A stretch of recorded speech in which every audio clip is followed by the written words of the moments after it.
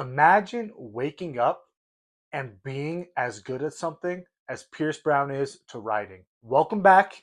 This is episode 5 of Reading for Fun. For those of you who don't know, I just started reading for fun a few years ago, and I wanted to track from the beginning of my reading journey all the way up to date of the books that I've read and let you know my experience of reading as an adult.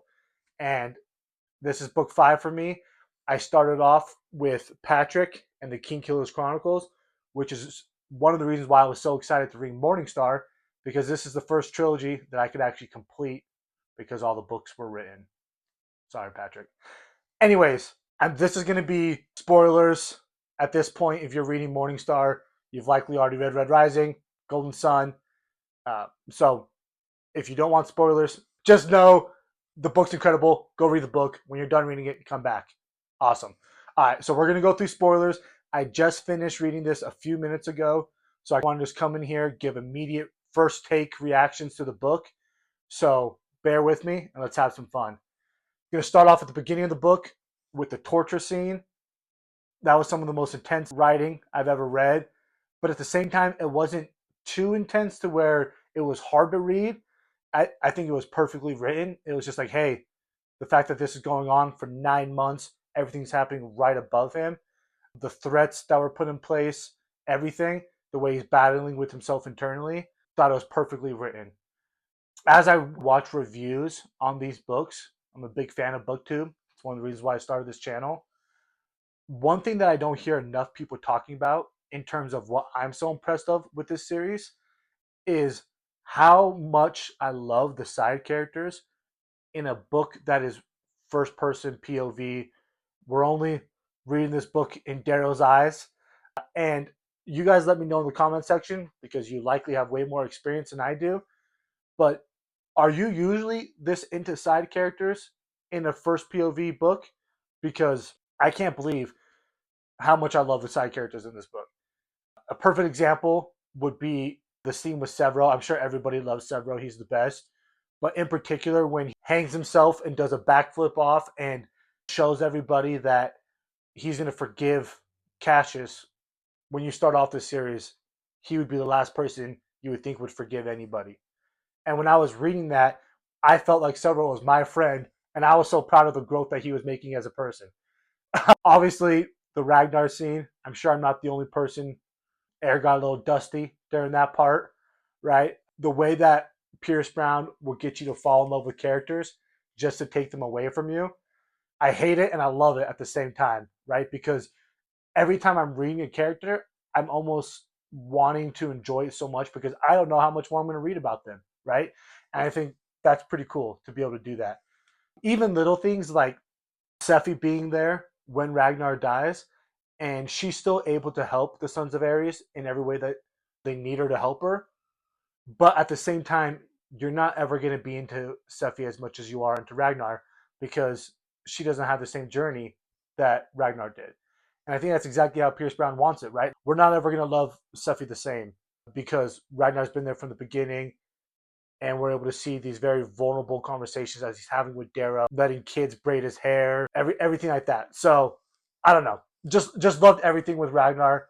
I hate that he died, but at the same time, I love that it makes each relationship with each character that much more important because you never know what's going to happen with them. So absolutely incredible stuff.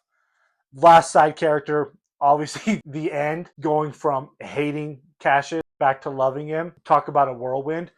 I know when I was reading this book, and it was the same thing with Golden Sun, you're down to the very end of the book, and you're wondering, how is this going to wrap up? Because you see that there's not that many pages left, so there's no way that Pierce Brown is going to be able to wrap it up. Like I said, the same thing happened in Golden Sun. It was happening here as well when everything was going down with Cassius being a traitor once again, as soon as Severo once again trusted somebody, and you don't know how it's going to finish. And then, of course, wraps up perfectly, better than I could imagine anybody wrapping up a book like that so quickly. And the fact that this trilogy ended on a positive note, that would not have been on my bingo card when I started this series. Obviously, I know reading this book that it's not the end of the series completely, right? There are going to be more books after it. So I almost expected it to be a very dark, grim ending to the trilogy going into the next series. But instead, it ends extremely positively. Daryl's able to prove to Mustang that not only can he be a dad and that he is a dad, but that he's able to be a fixer and not just a destroyer, right? And that was a perfect way to justify Mustang hiding the fact that Daryl was a father from him, both keeping the baby safe from enemies as well as Daryl having to prove that he deserves to be a father the way Mustang thinks that he should be. The fact that Mustang is the sovereign makes so much sense. I know halfway reading, sorry, that's my dog. I know halfway through this book, I was wondering how is Darrow going to be the sovereign, right? Even if everybody close to him is able to see him as a leader and trust him, there's no way that that everyone was going to be on the same page with that. And it makes sense that it wasn't Darrow that was going to be the sovereign; it was going to be Mustang. So I love the way that was wrapped up. Speaking of side characters, the Jackal, the scene where Daryl rips out the Jackal's tongue was absolutely incredible. Talking through it, and he's like, I thought that taking off the Jackal's hand would defeat him, but really the way to defeat somebody like the Jackal is to take their word. And then the reaction everybody gives when Daryl takes the tongue, amazing stuff. So I know I'm rambling at this point, but I absolutely love this series. It was really awesome to get to finish a trilogy. I'm so happy that BookTube recommended this book a million times. It makes sense that they did because this is the type of series that gets you excited about reading.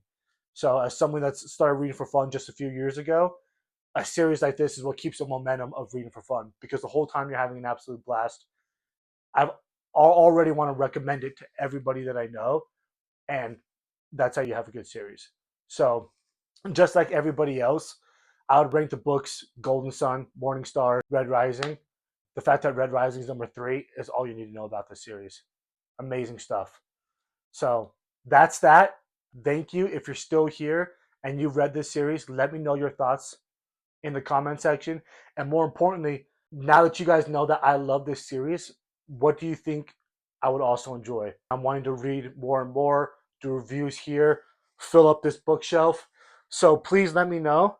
We're officially 5 books in, and I can't wait until next week to come back here and review book number 6. So until then, if you haven't already, please subscribe, share with anybody that you think might enjoy it. And also, most importantly, go out and read for fun.